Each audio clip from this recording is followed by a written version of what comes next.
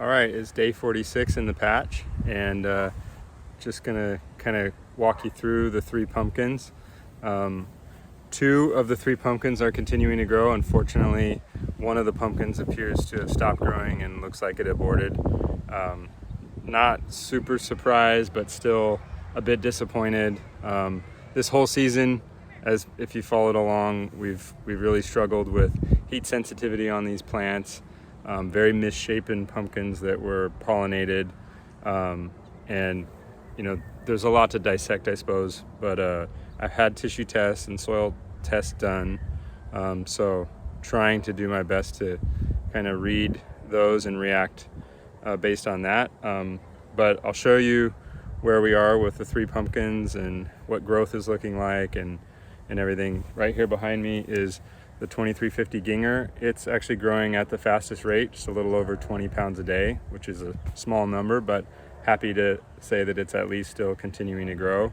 The 1634, unfortunately, is the pumpkin that quit, and the 885 burl is still growing, so I'll show you those. So still growing, gonna be really orange, as we talked about before.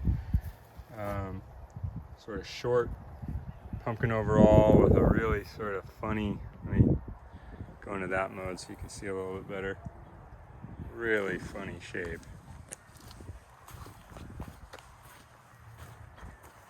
So if there were a ugliest pumpkin contest at the weigh-offs that I'm hoping to go to, this might be a good candidate, but I don't think there is. So this is the 1634 Rhea, and I have the exact same thing that happened to my 2 pumpkins last year. I have this sign here. When it stops growing, it starts to have this discoloration, which I just basically think is the beginning signs of it rotting. The last 6 days it hasn't grown at all, so I'm going to cut it off the vine. I might let the plant grow for a few more days. There's a few pumpkins in a few weird spots, flowers I should say, that haven't pollinated. If I pollinate, today being still early August, if I pollinate today, might be able to get something to maturity just for fun, and I would leave the plant, but more than likely probably just take this plant out, but I'll give it a few days to see what happens.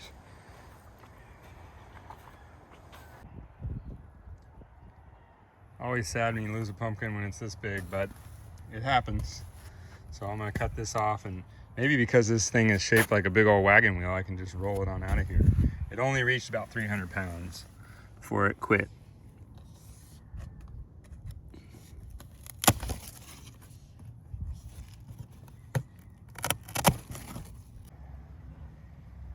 Here's another view of the discoloration, and it basically aborting and starting to rot. I mean, it's not like, it feels solid now, but I had this same thing happen last year, unfortunately, and within a few weeks it starts to soften up and rot, so it won't make it to maturity.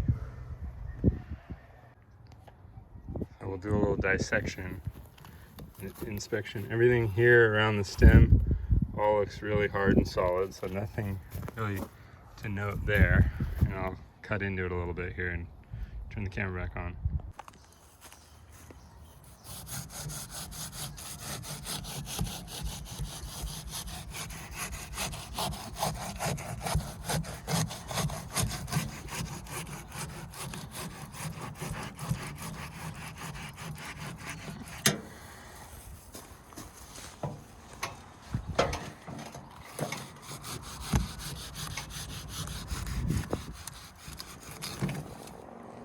It's separated.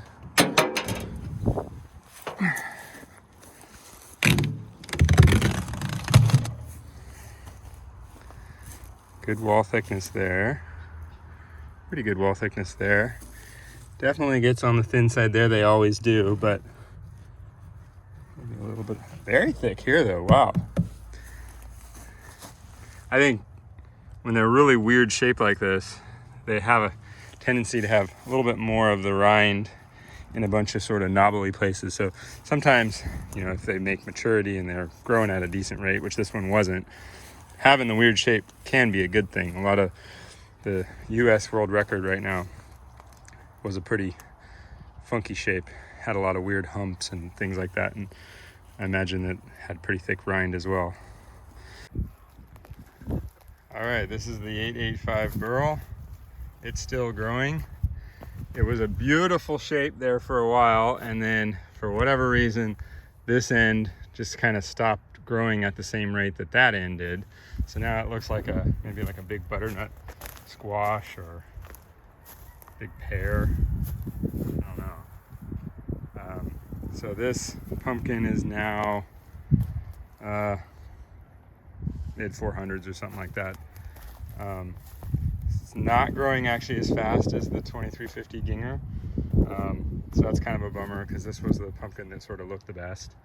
But never really had super high hopes for it just because the plant is probably 100, maybe 200 square feet, something like that.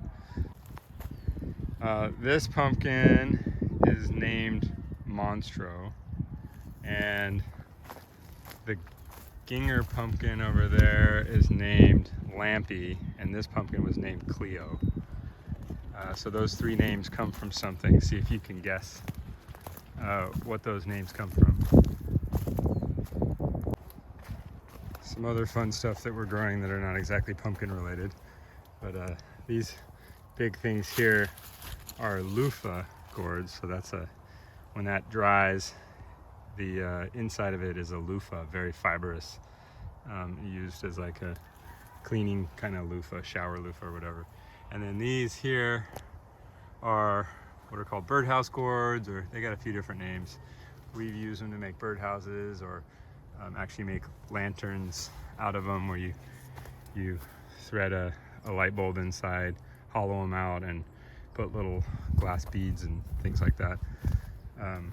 But these are doing really well. So you can see just on this plant here, I mean, there's a couple dozen, and they're all pretty good size.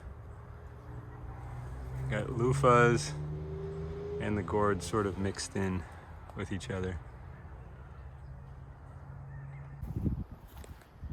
Not a whole lot to update this time of the year. We've already kind of established that we aren't breaking any records. These guys are not going to suddenly start growing at any faster pace, so it's just a learning year. And at this point, I think probably a realistic projection is more like 700 pounds, something like that. One of the things that I need to do on this plant is pumpkin's grown in to the vine a bit, and it's just about to start kinking right there. So I need to actually put the come along around, strap and the come along around this pumpkin, and then put a stake somewhere out here, and then see if I can slide the pumpkin this way. Okay, so we're trying to get that kink out there. This one's a little more difficult because it doesn't have as big of a shoulder here, so it's a little higher stress, and there's not as much sort of sliding material down here. This is the setup. I got the strap to the come along, and this time I have a post that I drove in. Okay, I didn't capture the moving on camera, unfortunately, but look at how much straighter this is. Moved a ton. So that kink that was forming right there, you can literally feel what it was doing. It's all gone. And there's tons of room between here and here. You know, I don't have any real worry about this pumpkin running away with growth, unfortunately. So, you know, the risk is not as huge as when they're growing 50 pounds a day, etc. But that was overdue, and now it's a pretty straight vine. That might be the only time I have to do it all year.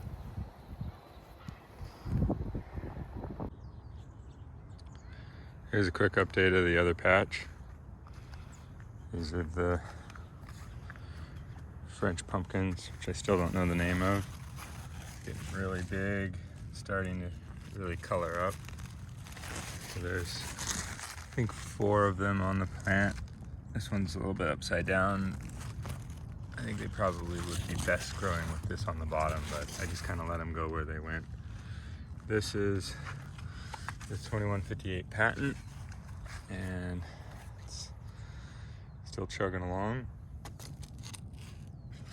Kind of a cool shape. Few field pumpkins started here. I don't know if I'll let one or two grow. This plant's kind of weird. It's just this little strip right here. And this is a Howden pumpkin right here. It's the jack-o'-lantern pumpkin. Got a little guy here, and then a huge one here. This thing is, it's hard to tell in the video, but it's like significantly larger than a basketball. And then I think there might be one more somewhere on there. And this is the patent plant tip. And then this plant here is a kind of a bumpy gourd. I think these will turn yellow. And you can see kind of the bump starting to form. This plant's interesting. It's like just prolific. It just keeps growing out in all these different directions. These are just saved seeds from something that we got at a pumpkin patch last year. But man, they're everywhere. Tons of them. And right here is another field pumpkin. And got a field pumpkin there. Might be one more in there. And this is the rest of that patent plant here. Got a cool sunflower, and then final unique pumpkin in here is a different kind of gourd with yellow stripes, and it's growing all pretty compact in here, so no vining in this particular plant, kind of like a zucchini. And that's the update for this little additional patch. One other thing I'm considering is, given I've had 2 back-to-back years with really quite a few issues growing the big pumpkins in the main patch, I think I'm gonna let that patch lay fallow for a year, not grow anything next year. And I'm actually considering growing the big pumpkins here, just expand this overall space, do a little bit of soil amendment, maybe get a soil test over the fall to make some adjustments, and then grow the Atlantic Giants here next year. It's just need to change something up. It's had some really bad luck in the other spot. So I would need to expand this area. Right now, what I cut in with the tractor is just, I don't know, a few hundred square feet. So I would need to expand it to something like 1,500 square feet. But might be what we do next year.